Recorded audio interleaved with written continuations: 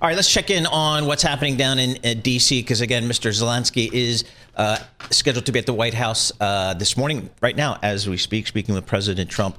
Dr. Ariel Cohen joins us. He's a senior fellow at the Atlantic Council. Ariel, realistically, if you're Mr. Zelensky, what are you hoping to achieve today? I would try to get as much or as many security guarantees from the United States, and also put on the table the following. In order to keep Russia at bay, if they go to a ceasefire now, or maybe eventually to a peace treaty, they will need about 10 brigades of peacekeepers in Ukraine, well-armed and potentially backed up by the NATO nuclear umbrella. This is the conversation that needs to happen in the Oval right now. Anything short of that, Zelensky is giving Trump something which is very vague about critical minerals, rare earth. We don't know where they are. Some of these rare earths are under Russian occupation in the eastern Ukraine called Donbass. And in the end of the day, the market for rare earth is $3.5 billion. 65% of mining is dominated by China. 85% of processing is dominated by China. So we're not talking big bucks. If, on the other hand, Trump tells his audience, his electorate, look, I got this wonderful agreement. Now we need to back Ukraine. That is a Trump political, domestic achievement.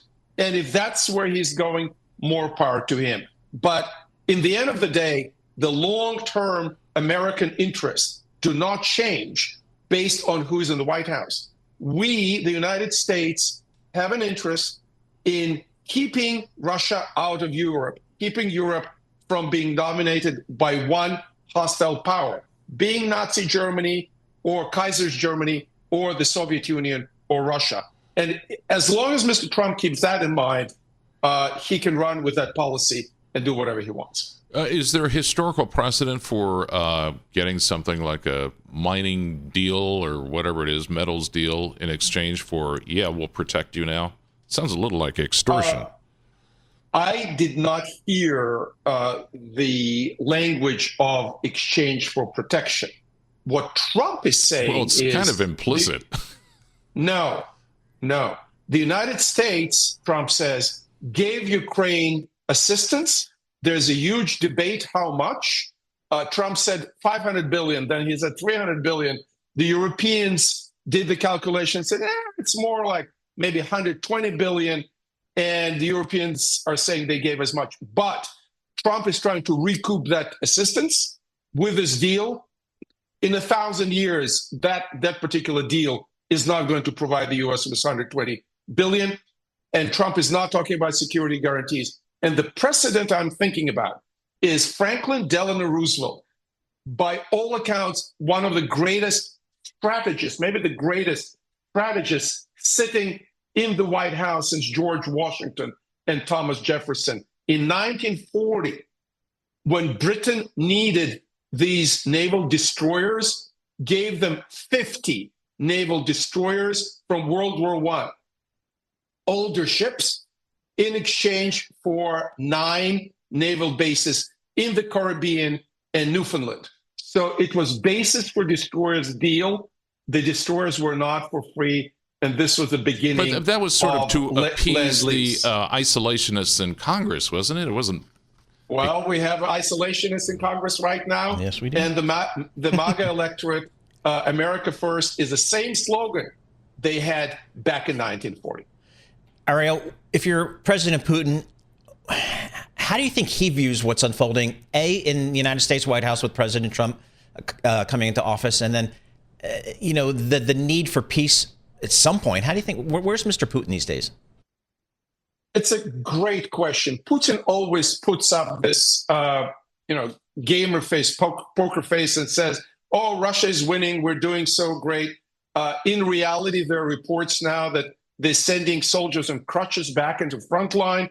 They're using some donkeys instead of trucks. I don't know how true that is. They try to use North Koreans. We saw this is not going anyplace. They're reaching out to Nepalese and the Cubans to send to be killed in the front line. They're not gaining a lot of Ukrainian territory, although Ukraine, population-wise, is what, 5 times smaller than Russia? Economy-wise, maybe 7 times smaller than Russia. So Ukraine is putting up a heroic fight, but the fight is not about Ukraine.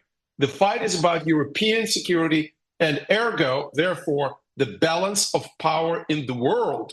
And to keep that balance of power, to keep hostile powers such as Russia and China away from Europe, this is an American interest, but it's also in our interest that our European allies start putting their big boy pants on and paying up, because the Europeans were not sustaining their fair share in NATO defense.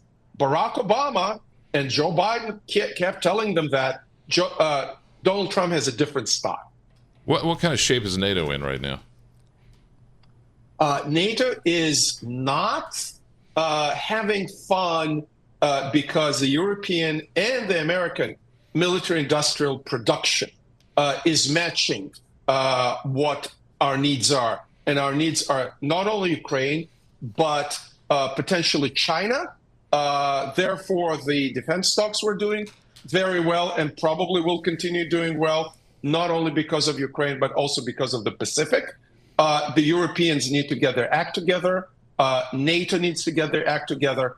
And once they think, and Trump wants them to think that we're pulling out, Britain, Germany, and France should find their way to manage NATO in Europe and to lead both on the military-industrial front and on the manpower, on personnel front.